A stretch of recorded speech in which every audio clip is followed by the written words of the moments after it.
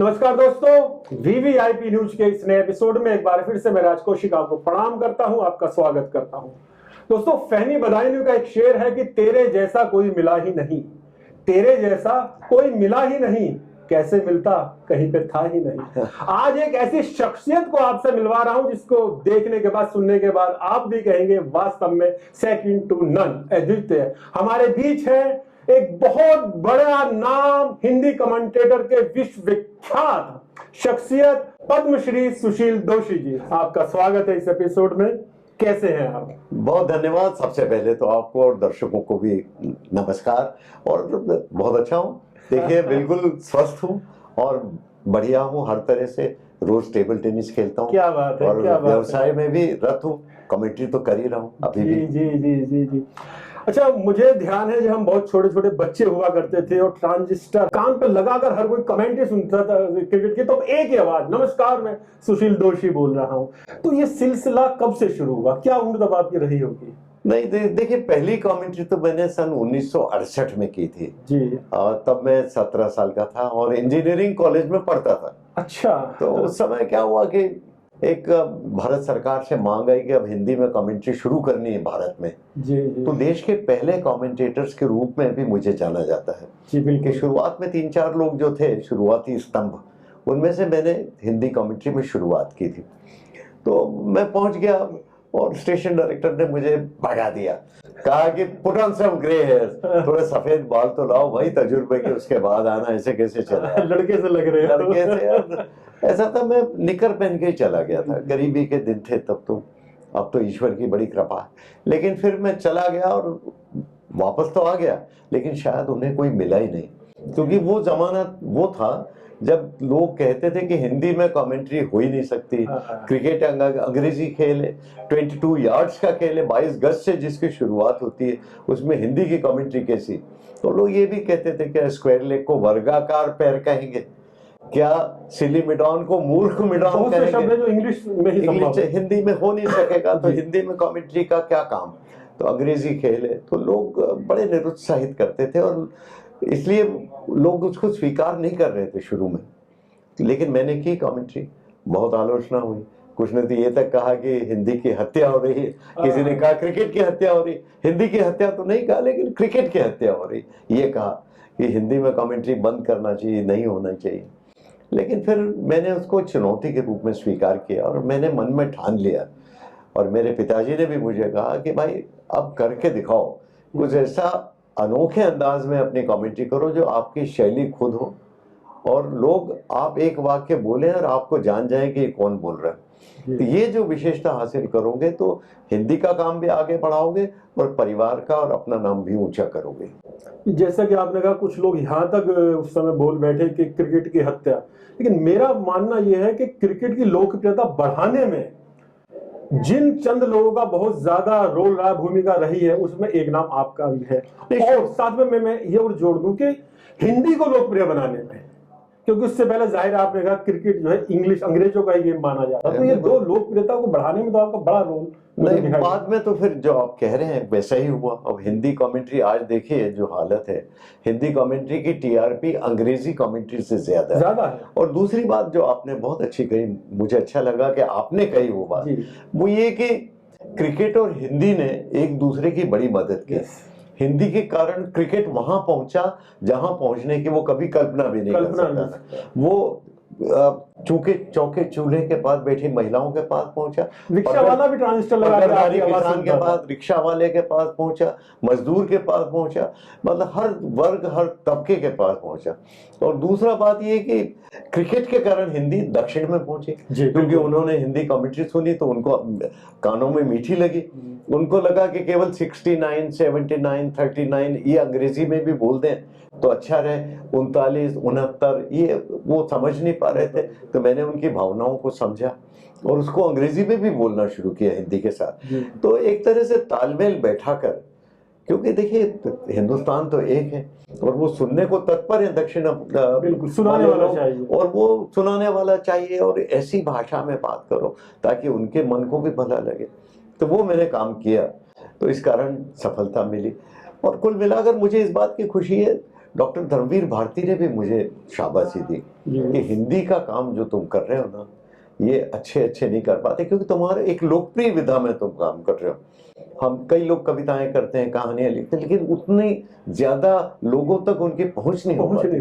आप जो कमेंट्री करते हो, करोड़ों लोग सुन रहे हैं, तो एक आम भाषा बिल्कुल। हाँ, और हिंदी का काम आप लोग ज्यादा बेहतर कर, जैसे हिंदी फिल्मों ने किया, तो हिंदी फिल्मों ने तो काफी, उसमें उर्दू ज्यादा है, हिंदी कम है, लेकिन आपने जो हिंदी का काम किया वो अच्छा कर रहे हो। जसदेव सिंह को भी प्रेरित करते थे, मुझे भी बहुत प्रेरणा दी उन्होंने। अच्छा, ये विचार आया कैसे, इसकी शुरुआत कैसे हुई कि मुझे कमेंटेटर बनना है, वो भी हिंदी का?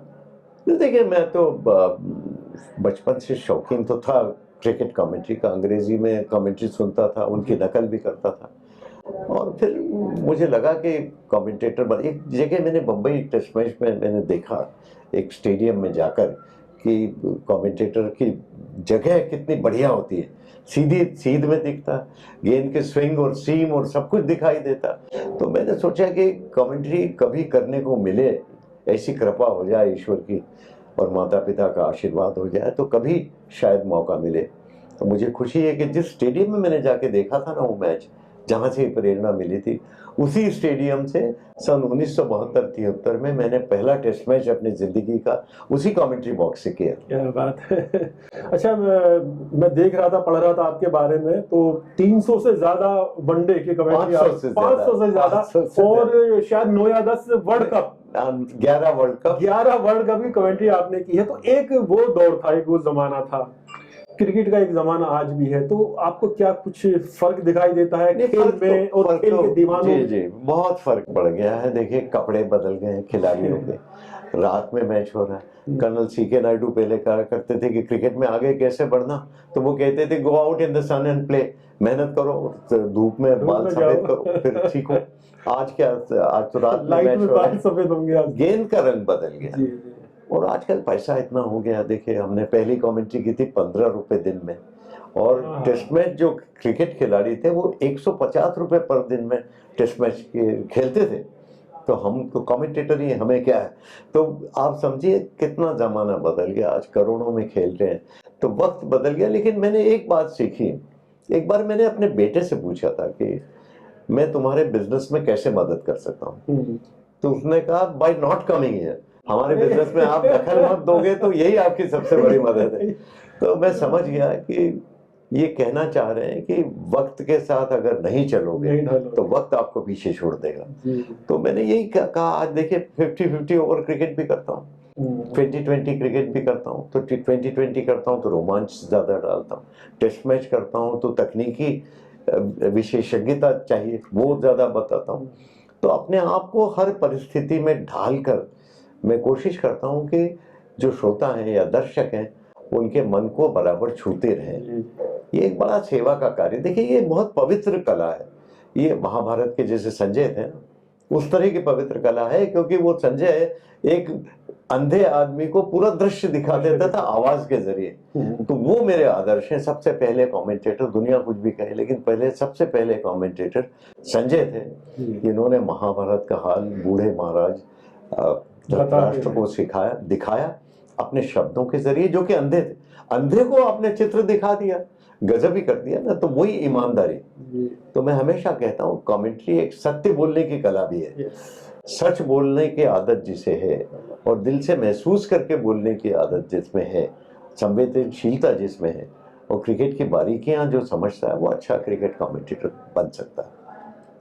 यानी महाभारत के कमेंटेटर संजय और भारत और पूरी दुनिया के आज के कमेंटेटर सुशील दोषी जी। अच्छा दोषी साहब, जब कोई व्यक्ति बहुत ज्यादा उपलब्धि हासिल कर लेता, बहुत ज्यादा नाम हासिल कर लेता है, और जब एकांत में बैठ के कभी कभी सोचता है कि जो उसे मिला है या जो मैंने सेवा की है, इसके बदले समाज ने या उस समय के दौर ने, सरकार ने मुझे क्या दिया, तो कभी कभी कुछ लोगों के मन में शिकवा भी होता है। आप, क्योंकि आप एक संवेदनशील व्यक्ति हैं, तो आपको क्या लगता है कि जो कुछ आपने समाज को दिया, क्रिकेट को दिया, आपको कुछ तोहफे में मिला?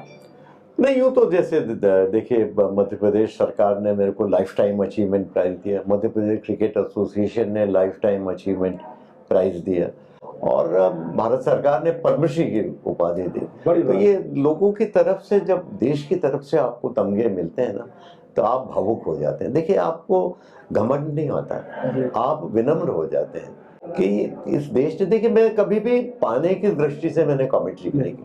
मैं कमेंट्री इसलिए करता था क्योंकि मुझे कमेंट्री से प्यार था।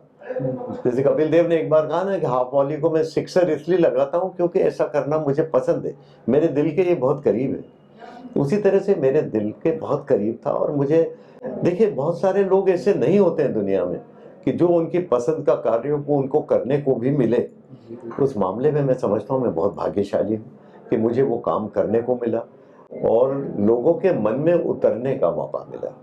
ये एक बहुत पवित्र कार्य है और इसीलिए क्रिकेट कमेंट्री को मैं एक बहुत पवित्र कला मानता हूँ। अच्छा, एक सवाल और, क्रिकेट बहुत ज्यादा लोकप्रिय है, कोई शक ही नहीं है, लेकिन कभी कभी लगता है इसकी चकाचौंध में जो दूसरे खेल हैं वो कहीं ना कहीं कमजोर पड़ जाते हैं, तो उनको भी निखारा जाए, उनकी भी लोकप्रियता बढ़े, इसके लिए क्या सुझाव आप देना चाहेंगे? नहीं कर रहे हैं, देखिए उसके लिए संगठन अच्छे होने चाहिए और लोगों तक उनके बारे में बात फैले। जैसे कबड्डी के बारे में संगठन अच्छा है तो आज देख रहे हैं कि कबड्डी लोकप्रिय हो रही है, जगह जगह कबड्डी टूर्नामेंट्स हो रहे हैं। तो ये संगठन अच्छे होने चाहिए, अच्छे लोगों को चुना जाना चाहिए, ऐसे लोग जो उस खेल के प्रति समर्पित हों, ईमानदार हों। आजकल क्या है कि पैसा होने से कई लोग ये सोचते हैं कि करियर बना लें इसमें से, तो एक व्यवसाय की दृष्टि से जो सोचते हैं तो फिर वो सेवा का कार्य रह जाता है। तो ऐसे लोग होते हैं, लेकिन ढूंढने की जरूरत है। ऐसे लोग बेचारे मुखर नहीं होते, बोलते नहीं। ईमानदार लोग हमेशा खामोश रहते हैं, वो आगे बढ़ने की कोशिश नहीं करते। ये एक बात रहती है, लेकिन लोग भी अब पहचानने लगे हैं। देखिए लोग भी अब समझने लगे हैं, तो होगा, वक्त की बात है। अलग वक्त में अलग तरह के लोग, अब धीरे धीरे विकास होगा। और अन्य खेलों, खो खो चैंपियनशिप हो रही है, वॉलीबॉल चैंपियनशिप हो रही है, तो उसके भी क्लब्स बिक रहे हैं, वॉलीबॉल के भी बिक रहे हैं, तो ये बास्केटबॉल के भी हो रहा है। तो ये तमाम चीजें अब बढ़ रही हैं, खेल ऐसा नहीं है, लेकिन संगठन जिनके मजबूत है ना, वो खेल आगे बढ़ रहे हैं। अच्छा, एक सवाल इस आयोजन के बारे में, जहां हम और आप बैठ के बात कर रहे हैं, ये IBPL जो चल रहा है, परवीन त्यागी जी और रविंद्र त्यागी जी पूरी टीम लगी हुई है, ये आयोजन, इसके बारे में आप क्या कहना चाहेंगे? नहीं, देखिए प्रवीण त्यागी जी ने जो काम किया ना, वो अच्छे अच्छे धुरंधर नहीं कर पाए। मैं इसलिए कहता हूँ, इसलिए नहीं कि उन्होंने हमको बुलाया, बहुत सारे लोग बुलाते हैं, बहुत सारी जगह जाते हैं, दुनिया भर में जाते हैं और खूब धन भी मिलता है, ऐसा कुछ नहीं। लेकिन मैं इसलिए कि ये क्रिकेट के पुराने खिलाड़ी जो अब अपनी पहचान खो चुके हैं, उन खिलाड़ियों को फिर से पहचान देना, उनके आत्मसम्मान को फिर से बढ़ाना, लोगों की नजरों में फिर से लाना कि उनकी कला में क्या बात थी जो इतना ऊपर गए। कई टेस्ट मैच के खिलाड़ी आज खेल रहे हैं तो लोग आश्चर्य करते हैं कितना बढ़िया स्ट्रोक्स लगा रहे हैं, आज के खिलाड़ी भी नहीं लगा सकते। और फिर नए खिलाड़ी जब उनके खिलाफ खेलते हैं, उनको भी मौका मिलता है उनके खिलाफ खेलने का। तो ये क्रिकेट के प्रति जो सेवा का कार्य है, ये काम करते रहें, आगे बढ़ाते रहें। और ये काम अभी तो शुरुआत है, 25 साल पूरे हुए रजत जयंती के उपलक्ष्य में मैच किए और अभी तो शुरुआत है। आगे मैं उनसे बात कर रहा था तो महत्वाकांक्षी व्यक्ति है और जिस काम को हाथ में लेने का बीड़ा उठाते हैं उसको करने का मादा भी रखते हैं, अधूरे में छोड़ने वाले व्यक्ति। सोच रहे हैं कि अगला आयोजन आपके शहर इंदौर में शायद हो, वो कह रहे हैं कि वहां भी करना चाहते हैं। तो मैंने उनसे पूछा भी था, टेलीविजन पे इंटरव्यू किया था, तो अलग अलग शहरों में ले जाने के लिए आप तैयार हैं क्या? तो उन्होंने कहा था कि हाँ, हर जगह हम चाहते हैं कि हो और इसके प्रति जागृति भी फैले और पुराने क्रिकेट खिलाड़ियों को पैसा भी मिले, यश भी मिले और उनका आत्मसम्मान फिर से जागृत हो। समाज में जो आज उनको उपेक्षा मिल रही है, जो जाना नहीं जा रहा है, उनके घर वाले, समाज वाले पहचान। कई बार देखता हूँ क्रिकेट पुराने खिलाड़ियों को, आपको क्या मिला, आजकल के खिलाड़ी तो इतना कमाते हैं, तो होता है। आज व्यावसायिक दुनिया है, तो परिवार वालों को आप क्या करते हैं उससे क्या लेना देना, आप उनको कितना दे रहे हैं, ये भी एक मुद्दा तो रहता है। तो उस मायने में मैं समझता हूँ एक ये आई ओपनर जिसको कहते हैं ना, आंखें खोल देने वाला काम इन्होंने किया है और समाज में जागृति का काम किया। और मैंने इनको कहा है कि आप इस काम को अब लगे रहिए, ये मत कहिए मैंने काफी कर दिया अब दूसरे करेंगे, दूसरे करेंगे तो वो बात बनेगी नहीं, वो बात बनेगी। आप ही करिए, क्योंकि आपके मन में ईमानदारी है, आपके कर्मों में ईमानदारी है, आप इस कार्य को करिए। चलिए, आप जैसी शख्सियत का आशीर्वाद अगर मिलेगा तो जाहिर है कि इस तरह के आयोजन होते ही रहेंगे।